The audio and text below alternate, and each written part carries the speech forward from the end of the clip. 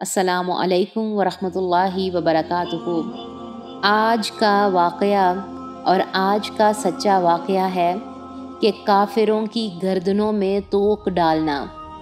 اللہ سبحانہ و تعالیٰ سورہ یاسین آیت نمبر 8 میں فرماتے ہیں، ہم نے ان کی گردنوں میں توق ڈال دیے ہیں، پھر وہ تھوڑیوں تک ہیں جس سے ان کے سر اوپر کو الٹ گئے ہیں۔ واقعہ کچھ یوں ہے کہ ایک دفعہ ابو جہل نے قسم اٹھائی کہ اگر میں نے رسول اللہ صلی اللہ علیہ وآلہ وسلم کو خانہ کعبہ میں نماز پڑھتے ہوئے دیکھ لیا تو ان کا سر پھاڑ دوں گا۔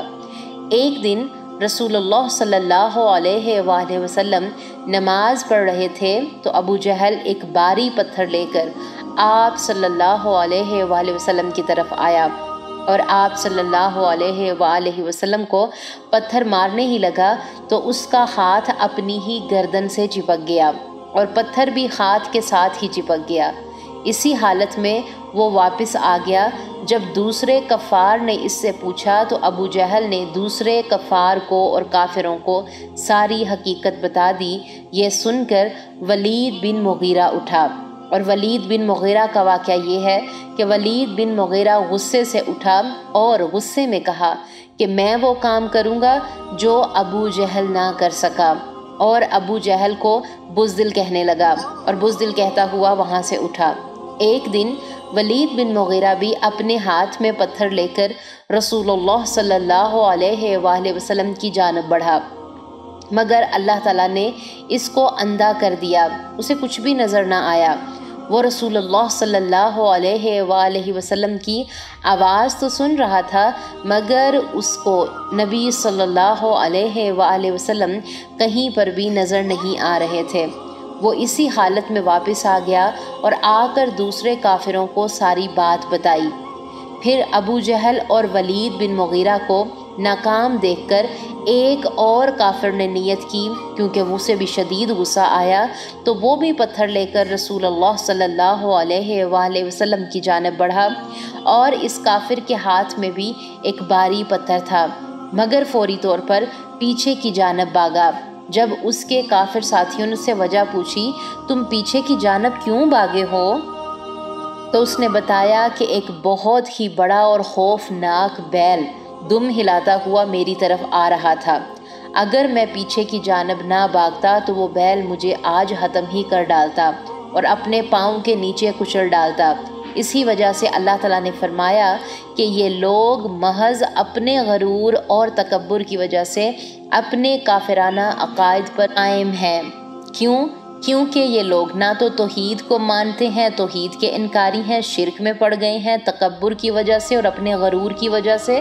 اور دوسرا ان کا جرم کیا ہے کہ یہ نہ صرف توحید کے انکاری ہیں، شرک کرتے ہیں، بلکہ وقت نبی کا بھی انکار کرتے ہیں، رسالت کو بھی نہیں مان رہے۔ اور ایک بات یاد رکھیں، آج کے دور میں بھی جب ایک داعی دین حق اور سچ بات کہتا ہے تو اس کے بھی مخالف کھڑے ہوتے ہیں، لیکن اللہ سبحانہ و تعالیٰ کی طرف سے اللہ تعالیٰ اپنے بندوں کی حفاظت بھی کرتے ہیں۔ کوئی بھی ایسی بات جو کہ ایک داعی دین میں نہیں پائی جائے گی اور آپ اس پر انگلی اٹھائیں گے یا اپنے غرور کی وجہ سے، تکبر کی وجہ سے اس کے اوپر کیچڑ اچھالیں گے، تو یاد رکھیں اللہ سبحانہ و تعالیٰ نہ صرف اپنے بندوں کی حفاظت کرتے ہیں بلکہ اپنے فرشتوں کو اس بندے کی مدد کے لیے بھی بھیجتے ہیں۔ جب کوئی برا بولتا ہے تو آہستہ آہستہ وقت کے ساتھ اور اس بندے کی ثابت قدمی کے ساتھ اللہ تعالیٰ اس برے بولنے والے کی زبانوں پر بھی نہ صرف مہر لگا دیتے ہیں بلکہ لوگوں کے دلوں میں اس کا رعب بھی بٹھا دیتے ہیں۔ تو ہمارے لیے عمل کی بات کیا ہے کہ قرآن و سنت کو ماننے والا بننا ہے، غرور نہیں کرنا، تکبر نہیں کرنا، چاہے وہ کسی بھی قسم کا ہو، چاہے پیسے کا ہو، چاہے ذات کا ہو، چاہے علم کا ہو، کوئی بھی اللہ تعالیٰ کی طرف سے آپ کو نعمت ملی ہوئی ہے، خیر ملی ہوئی ہے تو کیا کریں، اپنے دل سے اللہ تعالیٰ کا شکر ادا کریں اور غرور اور تکبر نہ کریں، اپنے عمل پر کام کریں، اپنی اصلاح کرنے کی کوشش کریں، اپنا تزکیہ کریں۔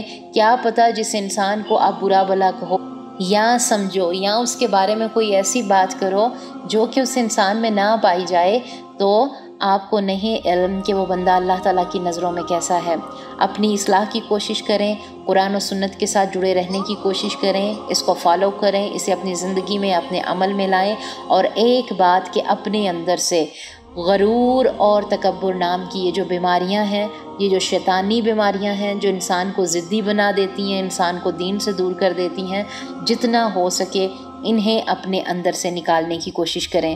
اللہ سبحانہ و تعالی ہمیں ان واقعات کی روشنی میں غور و فکر کرنے والا اور ان پر عمل کرنے والا بنائے، آمین۔ سبحان ربک رب العزت عما یصفون وسلام علی المرسلین والحمد للہ رب العالمین۔